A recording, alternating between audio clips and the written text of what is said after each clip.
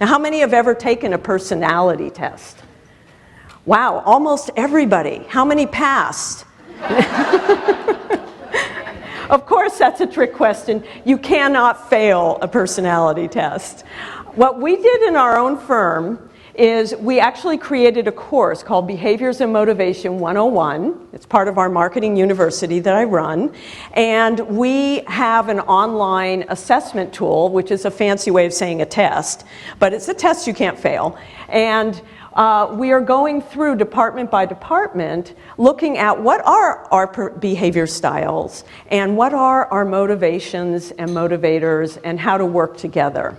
So a lot of what I'm talking about today is based on some of that material. Now, how many have heard about 4 behavior styles? The DISC. Have anybody heard DISC? Okay.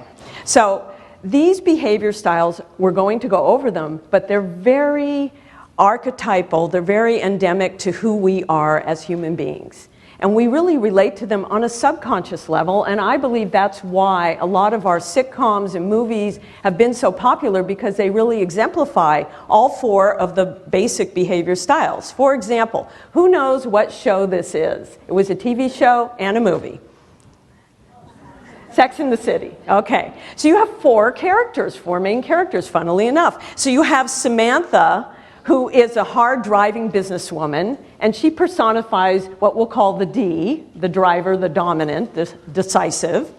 Then the star of the show is Carrie Bradshaw. Now, Carrie is very influential. She's very outgoing and flamboyant, and she wears those Manolo Blahnik shoes, and I don't know how she can walk in them. And she does in real life as well, Sarah Jessica Parker. And so she's very different than Samantha, but then there is Charlotte York, who is the first one to settle down, get married, have 2.1 kids, and really is more of a stable personality and does not like to do is a little nervous about a lot of the high-risk adventures that these 4 go on. And then you have Miranda, who is more conscientious and rule-oriented and is constantly analyzing the pluses and minuses of her boyfriend and then husband.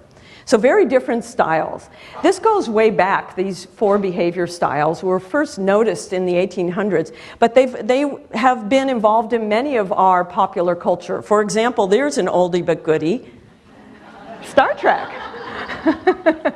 Now, Captain Kirk sat at his big console on the ship, and he said, "Full speed ahead, Mr. Sulu." He never wavered. He never hesitated. He's a decisive. He was the D on board the ship. But then you go to the engine room, because you're being attacked by Klingons, and you have to get out of this mess very quickly. And you have Scotty, who is in the engine room with steam coming out everywhere, and he's saying, "I don't know, Captain, she's gonna blow, we can't do it." And he's more the influential, wild personality. Then you have Bones, who's the doctor on the ship. And Bones was always very worried about safety and security. So he's more an S, stable, steady.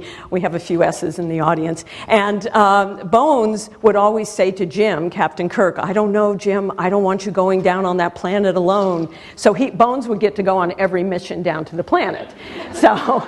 And then the last one, I've been practicing. If you can do this, you know what a Vulcan is. And Spock is unemotional, data-driven, completely conscientious, detail-oriented. So those are the 4 basics about these 4 behavior styles.